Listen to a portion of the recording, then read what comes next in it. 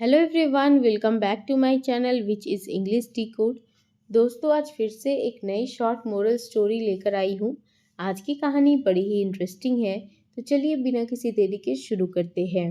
देखिए, सबसे पहले हम देखते हैं हमारी स्टोरी का टाइटल, जो कि है द क्रोज वैनिटी। क्या हुआ इसका मतलब? वैनिटी का मतलब होता है घमंड। क्रो यानी कि कौवा, तो इस वाक्य का मतलब हुआ कौवे का घमंड। क्या है कहानी, चलिए देखते हैं। वंस एक बार देयर वॉज अ क्रो, एक कौवा था। Who was always brooding about his colour. Brood का मतलब होता है चिंता करना।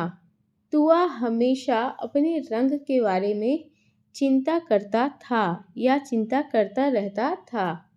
ही थॉट सैडली। सैडली का मतलब होता है उदास होकर, और थॉट यानी कि सोचना, ये थिंक का सेकेंड फॉर्म है। तो वह उदास होकर सोचता, आई एम सो ब्लैक, मैं बहुत काला हूँ, एंड अगली, कुरूप हूँ।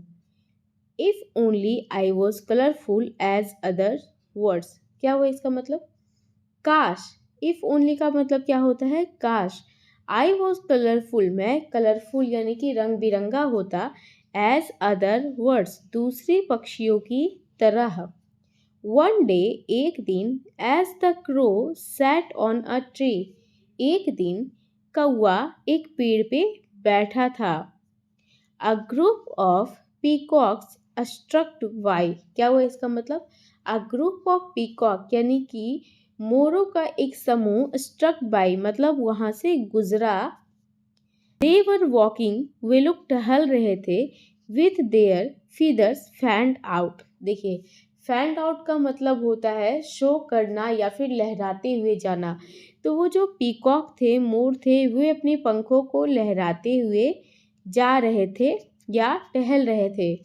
द क्रो, कौआ, फील्ड सैड अगेन, फिर से उदास महसूस किया। देखिए, फील्ड का मतलब होता है महसूस करना, और अगेन मतलब फिर से, तो वह फिर से उदास महसूस किया। When he saw peacock's feather, जब उसने मोरों के पंखों को देखा। देखिए, फीदर्स का मतलब क्या होता है? पंख। एस लगा है तो यहाँ पे क्या हो जाएगा? पंखों, प्लूरल हो जाएगा। तो जब कौवे ने मोर के पंखों को देखा, उसे फिर से बुरा लगा। When the peacocks left, जब मोर चले गए। लेफ्ट यानी कि चले जाना या फिर वहाँ से रवाना हो जाना। तो जब मोर थे वहाँ से चले गए, रवाना हो गए। द क्रो, कौआ, फाउंड यानी कि पाया। फाइंड का मतलब होता है पाना, और फाउंड क्या है? इसका सेकेंड फॉर्म है। तो कौवे ने पाया, क्या पाया? सम ऑफ देयर फीदर्स, कुछ उनके पंख। फीदर्स यानी कि पंख। सम ऑफ देयर फीदर्स मतलब, सम का मतलब क्या होता है? कुछ। तो उसके कुछ पंख पाए। स्कैटर्ड ऑन द ग्राउंड, जमीन पर बिखरे हुए। ग्राउंड का मतलब होता है जमीन, और स्कैटर्ड का क्या मतलब होता है? बिखरा हुआ। तो जमीन पे कुछ बिखरे हुए पंख पाए। He picked them up, pickup का मतलब होता है उठाना। तो उसने उन पंखों को उठा लिया। एंड वेंट, और गया। टू हिज फ्रेंड, अपने दोस्त के पास। कौन से दोस्त के पास? To his friend the monkey, अपने बंदर मित्र के पास गया। विथ हिज हेल्प, उसकी मदद से। The crow tucked the feathers on his body. देखिए, टक करने का मतलब होता है खोसना। खोसना, जैसे जब साड़ी पहनती है महिलाएं, तो साड़ी की जो प्लीट होती है उसे अपनी कमर में खोसती हैं। पुरुष जब धोती पहनते हैं तो धोती का एक सिरा अपने कमर में खोसते हैं। कोई भी चीज़ खोसने को इंग्लिश में टक करना कहते हैं। तो उसने अपनी बॉडी पे यानी कि अपने शरीर पे कुछ फीदर्स को क्या किए? टक कर लिए यानी कि खोस लिए। कौन से फीदर्स को? मोर के पंखों को, मोर के फीदर्स को। Then he went to the peacocks, और फिर वह पीकॉक्स यानी कि मोर के पास गया। एंड सेड, कहा, let let me join you for now. क्या मतलब हुआ इसका? देखिए, लेट मी ज्वाइन यू मतलब अब मुझे शामिल होने दो। फॉर नाउ मतलब अब से। फॉर नाउ का मतलब होता है अब से, और ज्वाइन मतलब शामिल होना। तो उसने कहा अब से मुझे शामिल होने दो। I am as beautiful as you are, मैं अब तुम्हारी तरह ही सुंदर हूँ।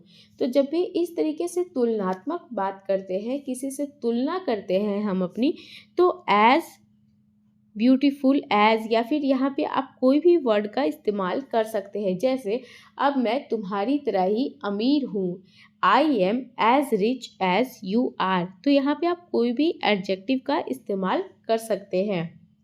But the peacock grew angry, देखिए ग्रू एंग्री का मतलब होता है गुस्सा करना।